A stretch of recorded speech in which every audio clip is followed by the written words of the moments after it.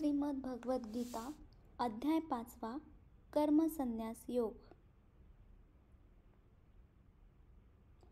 अर्जुन म्हणाला, हे कृष्णा, तुम्ही कर्मे टाकण्याची आणि फिरून कर्मयोगाची प्रशंसा करता, तेव्हा या दोहोंपैकी माझ्यासाठी अगदी निश्चित कल्याणकारक जे एक साधन असेल ते सांगा. भगवान श्रीकृष्ण म्हणाले, कर्मसन्यास आणि कर्मयोग हे दोन्हीही परम कल्याण करणारेच आहेत, परंतु या दोहोतही संन्यासाहून कर्मयोग साधण्यास सोपा असल्याने श्रेष्ठ आहे. हे महाबाहो अर्जुना, जो मनुष्य कोणाचा द्वेष करीत नाही आणि कशाची अपेक्षा करीत नाही, तो कर्मयोगी नेहमीच संन्यासी समजावा. कारण राग, द्वेष इत्यादी द्वंद्वांनी रहित असलेला मनुष्य सुखाने संसार बंधनातून मुक्त होतो.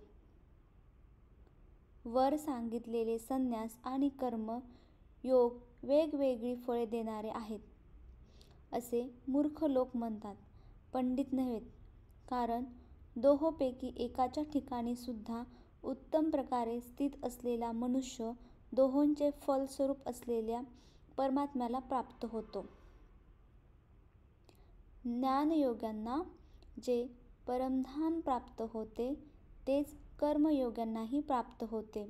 म्हणून जो मनुष्य ज्ञानयोग आणि कर्मयोग हे फळाच्या दृष्टीने एकच आहेत असे पाहतो, तोच खऱ्या अर्थाने पाहतो. परंतु हे महाबाहो अर्जुना, कर्मयोगाशिवाय मन, इंद्रिये व शरीर यांच्याकडून होणाऱ्या सर्व कर्मांच्या बाबतीत कर्तेपणाचा त्याग होणे कठीण आहे आणि भगवत स्वरूपाचे चिंतन करणारा कर्मयोगी परब्रह्म परमात्म्याला फार लवकर प्राप्त होतो.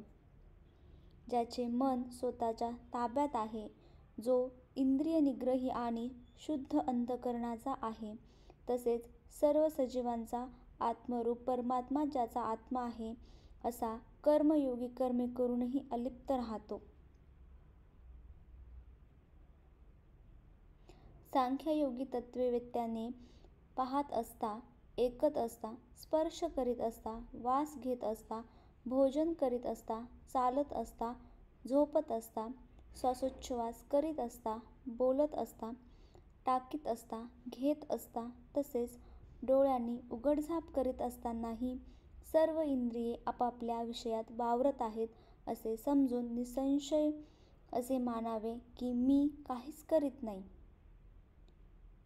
जो पुरुष सर्व कर्मे परमात्म्याला अर्पण करून आणि आसक्ती सोडून कर्मे करतो, तो पुरुष पाण्यातील कमलपत्राप्रमाणे पापाने लिप्त होत नाही.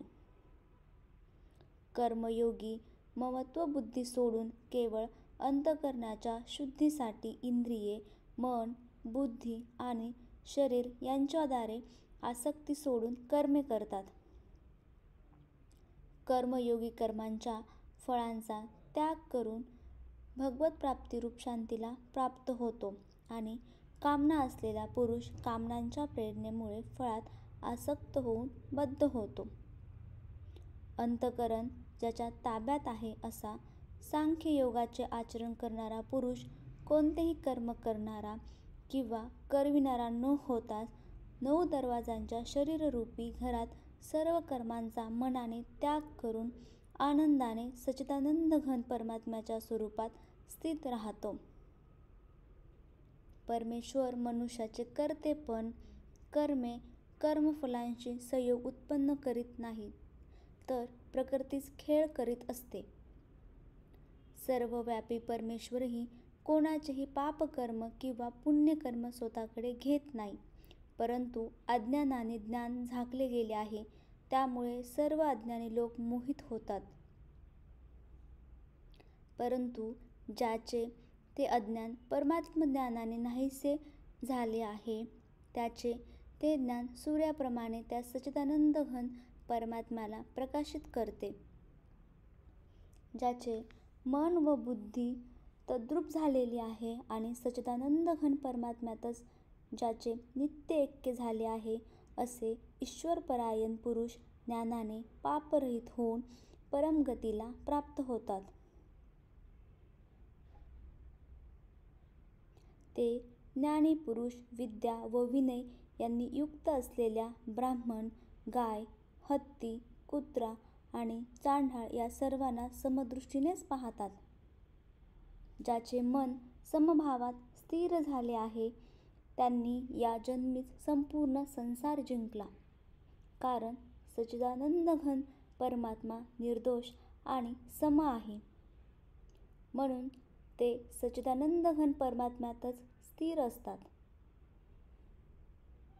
जो पुरुष प्रिय वस्तू मिळाली असता आनंदित होत नाही आणि अप्रिय वस्तू प्राप्त झाली असता उद्विग्न होत नाही, तो स्थिर बुद्धी असलेला संशयरहित ब्रह्मवेत्ता पुरुष सच्चिदानंद घन परब्रह्म परमात्म्यात ऐक्य भावाने नित्य स्थित असतो.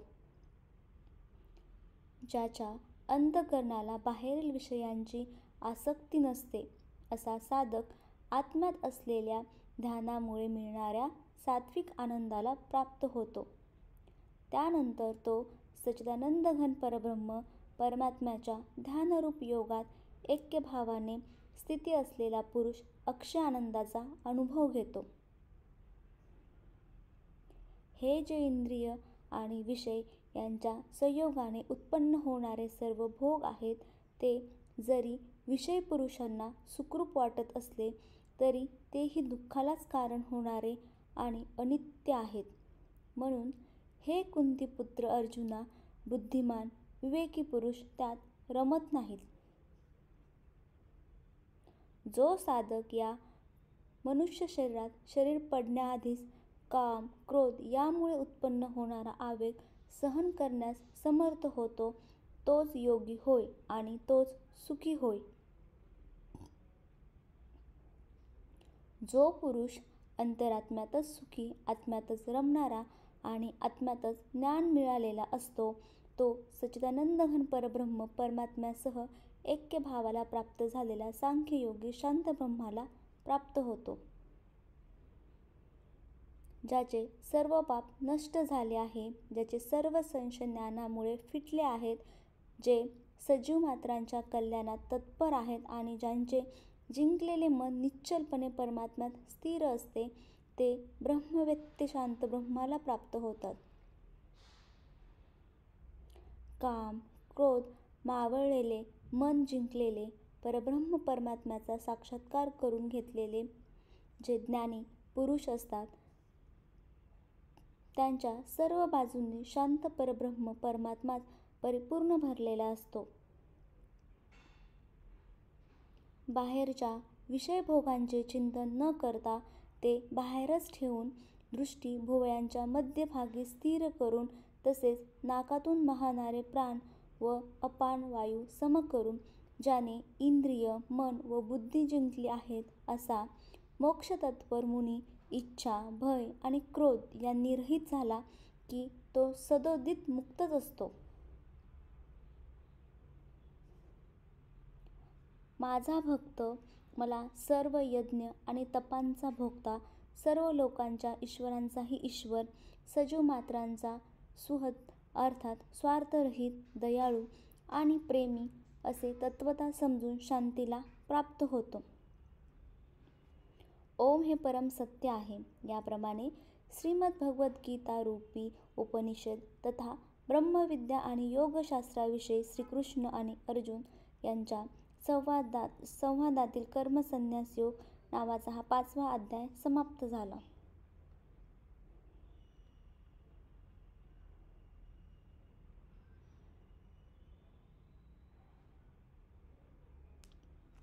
कर्मसन्यास योग या 5व्या अध्यायाचा सारांश. या अध्यायात अर्जुन कृष्णाला विचारतो की कर्म म्हणजे चांगले की कर्म न करणे. कृष्ण त्याला उत्तर देतात की कर्म करणे आणि कर्म न करणे दोन्ही एकाच ध्येयाकडे घेऊन जातात, पण कर्मयोग श्रेष्ठ आहे. फळाची आसक्ती सोडून कर्म केल्यास मन शांत होते आणि भगवंताच्या प्राप्तीसाठी मार्ग मिळतो. ज्ञानयोग आणि कर्मयोग हे दोन्ही मार्ग एकाच ध्येयाकडे जातात, पण कर्मयोग अधिक सोपा आहे. या अध्यायामध्ये भगवंताने कर्म, ज्ञान आणि भक्ती यांचा समन्वय साधण्याचा उपदेश दिला आहे. भगवद्गीतेतील ज्ञानामुळे माणसाला समाधान आणि आनंद मिळतो आणि मोक्षाचा मार्ग मिळतो. म्हणून भगवद्गीतेला मोक्षशास्त्र असेही म्हणतात.